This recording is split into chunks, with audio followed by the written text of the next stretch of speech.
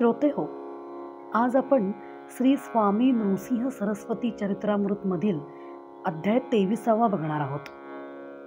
या अध्यायाचं नाव आहे विप्र कुष्ठ मुक्त होतो. त्या काळी नरहरी नावाचा एक ब्राह्मण गाणगापुरात श्री गुरूंच्या मठाच्या दाराशी आला. श्री गुरूंच्या दर्शनासाठी तेथे तिष्ठत असलेल्या समुदायाने त्याला पाहिले व लागलीच ते त्याला मठात प्रवेश करण्यास मनाई करू लागले. तो समुदाय त्याला बाहेरच्या बाहेरच फटकारून घालवून देऊ लागला.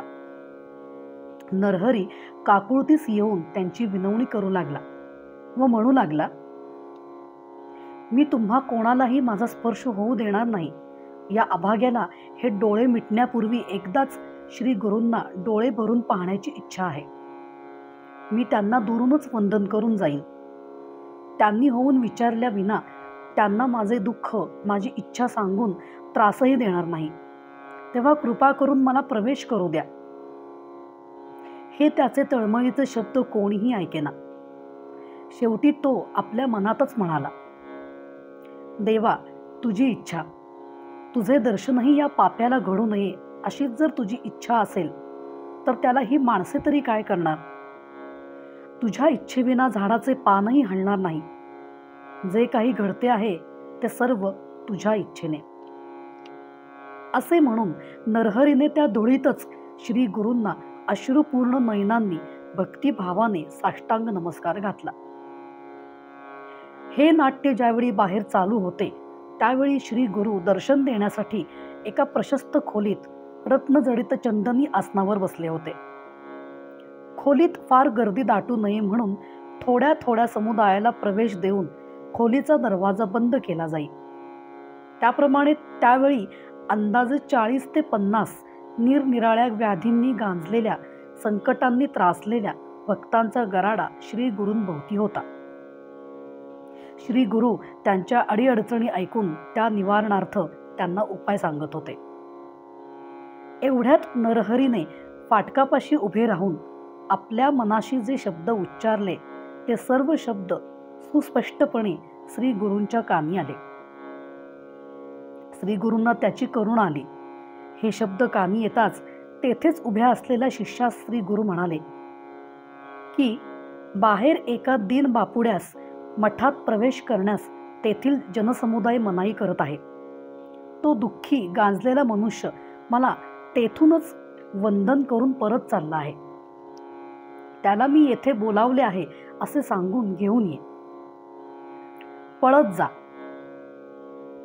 श्री गुरूंच्या आज्ञेप्रमाणे तो शिष्य तातडीने बाहेर आला व पाहतो तो नरहरी उलट तोंड फिरवून 5-25 पावले पुढे गेलाही होता.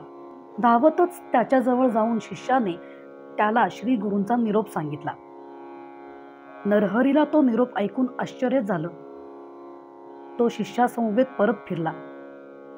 श्री गुरूंनीच त्याला बोलावलेले पाहून तेथील जनसमुदायास आश्चर्य वाटले व आपल्याकडून चूक होत होती, अन्याय होत होता हे त्यांना पटले.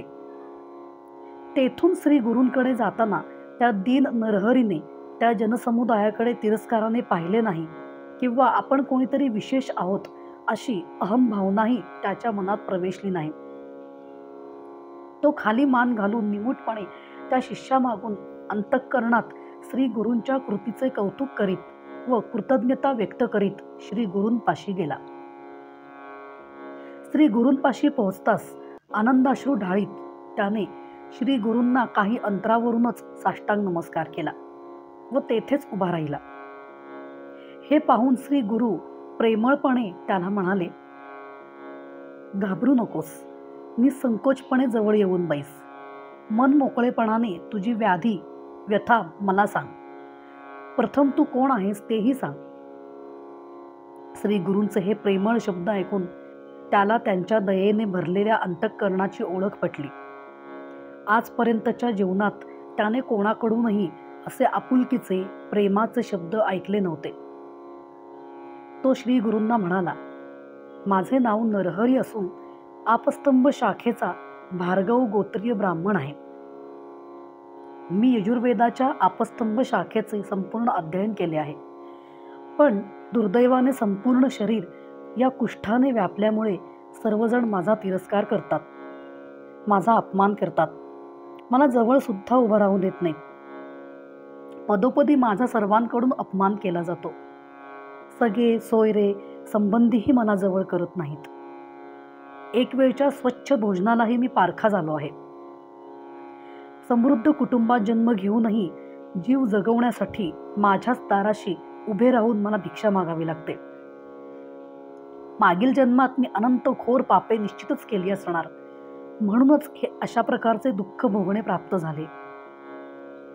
मी तर आता या जीवनाला पूर्णपणे कंटाळलो आहे. केवळ शेवटचा एक उपाय म्हणून आपली कीर्ती ऐकून आपल्या पायाशी आलो होतो. आता जर तुम्ही दया केली नाहीत तर मला येथील नदीचाच आश्रय घ्यावा लागेल. अन्य कोणताही उपाय माझ्या दृष्टीला आता दिसत नाही. नामस्मरण करीत, सदैव तुमचे चिंतन करीत, तुमची भक्ती करीत हे दुःख, हे प्रारब्धाचे भोग भोगून संपवले असते. पण जगण्यासाठी निदान 2 वेळचे अन्न तर मिळाले पाहिजे ना. त्याचप्रमाणे ऊन, वारा, पाऊस, पाणी यापासून बचाव करण्यासाठी थोडासा आसरा, निवारा तर मिळाला पाहिजे ना. पण या कोडामुळे मला कोणी आपल्या दारी भिकेसाठीही उभा राहू देत नाही. तर आसरा आणि निवारा कोठून मिळणार? तेव्हा देवा, आता मी काय करू ते सांगा. तुमच्या विना मला कोणाचाच आधार नाही. या जीवनात आज सर्वप्रथम तुम्हीच मला असे आदराने, प्रेमाने जवळ बसवून घेतले आहे व माझी व्यथा शांतपणे ऐकून घेतली आहे. मी तुम्हाला त्रास दिला आहे, क्षमा करा. तेव्हा आता मी येथून निघतो. ही गंगा तर मला आपल्या उदरी निश्चितच आश्रय देईल. पुढच्या जन्मी तरी तुमच्या चरणाला स्पर्श करून, तुमच्या चरणापाशी राहून तुमची सेवा घडेल असा कृपाळा आशीर्वाद द्या. कृपा करा. त्याचे हे दुःख जाणून श्री गुरूंना खूप दया आली. ते म्हणाले, पापाचा पर्वत जरी डोक्यावर असला तरी अविरत अशा निस्सीम सश्रद्ध भक्तीने त्या पर्वताच्या ओझ्याखाली दबून न जाता त्या खालून सुटका होण्याचा मार्ग सापडतोच सापडतो. तो श्रीहरी त्या पापाचा पर्वत केव्हा व कसा शिरावरून दूर करतो हे कळत सुद्धा नाही. त्या हरीला तू आपलासा करून घे. तुझ्या आजपर्यंतच्या भक्तीने तू त्याच्याजवळ पोहोचण्याची बरीच वाटचाल केली आहेस आणि म्हणूनच तुला येथे येण्याची बुद्धी झाली. आणखी थोडे कष्ट कर. त्याच्यावरील निष्ठा, श्रद्धा डळू देऊ नकोस. थोडी कळ सोस. आत्महत्येचा विचार तर अजिबात करू नकोस. त्याच्यावर पूर्णपणे विसंबून सर्व काही सहन कर. याच देही नराचा नारायण होऊ शकतो. या साधू संतांच्या वचनावर विश्वास ठेव. तो श्रीहरी तुला अवश्य मार्ग दाखवेल. या दुःखातून तुझी सोडवणूक करेल. तुझी या कुष्ठापासून सुटका व्हावी म्हणूनच त्या नारायणाने तुला माझ्याकडे आणून सोडले आहे. तेव्हा आता मी सांगतो तो उपाय कर. असे त्याला सांगत सांगत जरा पाय मोकळे करावे म्हणून श्री गुरु त्याच्यासह अंगणात आले होते. तेथे त्यांचे लक्ष रस्त्यावरून चाललेल्या एका शेतकऱ्याकडे गेले. तो शेतकरी आपल्या डोक्यावरून एक औदुंबराची जीर्ण व सुकलेली जाडजूड 5-6 हात लांबीची फांदी जळण म्हणून नेत होता. श्री गुरूंनी त्या शेतकऱ्यास थांबण्यास सांगितले व नरहरीकडे वळून त्याला म्हणाले, तू ही फांदी या शेतकऱ्याकडून घे व संगमावर जा. तेथे जाऊन भीमेच्या काठावरील संगमेश्वराच्या मंदिराच्या पूर्वेस एक हातभराचा खड्डा करून त्यात ही फांदी झाड लावण्याप्रमाणे रोवून ठेव.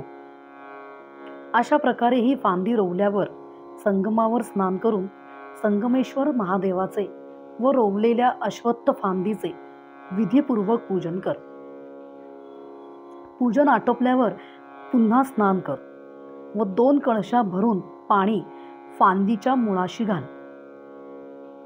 रोज याप्रमाणे एकनिष्ठेने, विश्वासाने 3 त्रिकाळ या फांदीला पाणी घालत राहा. असे करताना ज्या दिवशी या फांदीला पाने फुटतील तेव्हा तुझे पाप संपूर्ण नष्ट झालेले असेल व परिणामतः तुझा सर्व देह निर्मळ होईल. कुष्ठाचा मागमूसही राहणार नाही. श्री गुरूंची ही आज्ञा ऐकून नरहरी आनंदला. त्यांच्या या धीराच्या शब्दांनीच आपण पूर्ण बरे होणार अशी त्याला खात्री वाटू लागली. ती आज्ञा शिरसावंद्य मानून नरहरी ती औदुंबराची संपूर्ण वाढलेली फांदी डोक्यावर घेऊन लागलीच संगमावर गेला. तेथे गेल्यावर संगमेश्वर मंदिराच्या पूर्वेस भीमा नदीच्या तीरावर त्याने ती फांदी झाडासारखी रोवली व श्री गुरूंनी सांगितल्याप्रमाणे तेथील संगमेश्वर महादेवाची व त्या रोवलेल्या फांदीची पूजा करून त्याने पुनरपी स्नान केले व 2 कळशा भरून नदीचे पाणी आणून ते त्या औदुंबराच्या जीर्ण वाढलेल्या फांदीच्या मुळाशी घातले. त्याचप्रमाणे त्याने मध्यानीही केले व सायंकाळीही हीच कृती केली. ही कृती करून जो वेळ मोकळा राहिला तो सगळा वेळ सातत्याने हरिस्मरण करून तेथेच घालवला. तो जेवणही विसरला. रात्री तो तेथेच आडवा झाला. अशा प्रकारे 7 दिवस केव्हा व कसे गेले हे त्यालाच कळले नाही. हे सर्व करीत असताना त्याला आजूबाजूच्या जगाचे कसलेच भान राहिले नाही. भूक तहानही त्याला जाणवली नाही. एखाद्या यंत्रवत त्याच्याकडून श्री गुरूंनी सांगितलेली क्रिया घडत होती. श्री गुरूंवरील प्रचंड विश्वास त्याच्या अंतःकरणात होता व तो विश्वासच त्याच्याकडून ही कृती करवून घेत होता. असा आठवडा गेल्यावर मठात वास्तव्य करून राहिलेले काही ब्राह्मण तेथे स्नानास आल्यावेळी थांबले व त्याला म्हणाले, अरे काय हे वेड्यासारखे वागतो आहेस? असे हजारो कळशा जरी पाणी घातलेस तरी या काही वर्षांपूर्वी तोडलेल्या वाढलेल्या फांदीला कधी पालवी फुटेल काय? आणि जरी तुझ्या कल्पनेनुसार समजा पालवी फुटली तरी त्यामुळे तुझे कुष्ठ कसे काय नाहीसे होईल? कुष्ठाचा आणि पालवीचा संबंधच काय? तू विनाकारण कष्ट दवडतो आहेस. श्री गुरूंवर विश्वास जरूर ठेवला पाहिजे, पण ते जे काही सांगतात त्यामागचा हेतूही तुला कळायला पाहिजे. अरे श्री गुरूंनी तुला जे सांगितले ते निराळ्या हेतूने. तुझे हे कुष्ठ तुझ्याबरोबरच संपणार हे त्यांनी जाणले आहे, पण तसे तुला तोंडावर सांगून तुला निराश करायचे असे त्यांना वाटत नव्हते. उलट तुला धीर द्यायचा होता. शिवाय तू तर गंगेत देह विसर्जन करण्याची भाषा बोलत होतास, तेव्हा या देह विसर्जनाच्या कल्पनेपासून तुला परावृत्त करायचे तर आशा दाखवून कोठेतरी तुला गुंतवून ठेवले पाहिजे, म्हणून श्री गुरूंनी तुला हा उपाय सांगितला. तेव्हा जरा शहाण्यासारखा वाग. असे उपास तापास करणे, असे निरर्थक कष्ट करणे सोडून दे. हा त्यांचा सल्ला ऐकून या ब्राह्मणांनी विनाकारण तसदी घेतली व आपला बहुमूल्य वेळ फुकट घालवला याचा नरहरीला खेद वाटला. तो नाईलाजाने म्हणाला, माझ्या श्री गुरूंवर म्हणजेच श्रीहरीवर माझा पूर्ण विश्वास आहे. तेव्हा त्यांच्या आज्ञेपासून परावृत्त होणे आता काहीही झाले तरी शक्य नाही. यातच हे आयुष्य संपले तरी चालेल, पण माझे श्री गुरु हे आयुष्य तसे संपवणार नाहीत याचाही मला पूर्ण विश्वास आहे. मी तुमच्या सल्ल्याबद्दल आभारी आहे. कृपा करा, माझा आता आणखीन वेळ घेऊ नका. मला श्री गुरूंच्या आज्ञेप्रमाणे कार्य करीत राहू द्या. असे त्यांना उत्तर देऊन तो कामास लागला. त्याचीही श्री गुरूंवरील अत्यंत श्रद्धा पाहून त्या ब्राह्मणांना विस्मय वाटला. त्यांच्यापैकी काही जण म्हणाले, जाऊ दे, मूर्ख आहे. आपण सावध करण्याचा प्रयत्न केला, आता तो आणि त्याचे नशीब, आपण त्याला काय करणार? अशा प्रकारची भाष्ये करत ते ब्राह्मण मठात परतले. नंतर 1-2 दिवस गेल्यावर ते श्री गुरूंस म्हणाले, महाराज, खरेच का त्या औदुंबराच्या सुक्या फांदीस जलसिंचनाने पालवी फुटणार आहे? नरहरी गेले 8 दिवस उपवास करून तेथेच नदीकाठी उन्हात वाऱ्यात थंडीत राहून तुम्ही सांगितल्याप्रमाणे कष्ट तो आहे. या उपवासांनी व कष्टांनी तो तेथेच प्राणास तर मुकणार नाही ना. आम्ही त्याला परावृत्त करण्याचा प्रयत्न केला. असे सांगून पुढे नरहरीशी ते काय बोलले व नरहरी काय प्रत्युत्तरला ते सर्व श्री गुरूंना सांगितले. श्री गुरु हे ऐकून त्यांना हसत म्हणाले, व्यर्थ तुम्ही येथे मठात दिवस घालवले. गुरु आज्ञेत ढवळाढवळ करू नये, ते महत्पाप आहे. ही साधी गोष्ट तुम्हाला कशी कळली नाही? गुरुवर देवावर निष्ठा नरहरीसारखी पाहिजे. तुमची तशी नाही ते तर आता दिसलेच. या प्रसंगाने तुमचीच परीक्षा झाली. तेव्हा आता तरी शहाणे व्हा. नरहरीच्या वर्तनापासून बोध घ्या. पुन्हा म्हणून त्याच्या वाटेला जाऊ नका. त्याची काळजीही करू नका. येथे बसून तो काय करतो आहे, कसा राहतो आहे, हे सर्व चित्र मला दिसते आहे. ज्याची जशी भावना तसे त्याला फळ. म्हणून तो निष्ठेने जे काही करत आहे ते अंती फलदायी होणार. फक्त योग्य वेळ आली पाहिजे. नरहरी लवकरच कुष्ठमुक्त होणार. त्याची ही श्रद्धा भक्ती मला ते करायला भाग पाडणार. दुसऱ्या दिवशी नित्य नियमानुसार श्री गुरु संगमावर गेले. आपले नित्यानुष्ठान आटोपून ते नरहरीपाशी आले. त्याचवेळी नरहरी फांदीच्या मुळात पाणी ओतत होता. हे पाहून श्री गुरूंनी नरहरीला विचारले, काय अजून पालवी येत नाही? यावर नरहरी त्यांना वंदन करून म्हणाला, आलेली नाही, पण येणार. केव्हा ना केव्हा तरी निश्चितच येणार.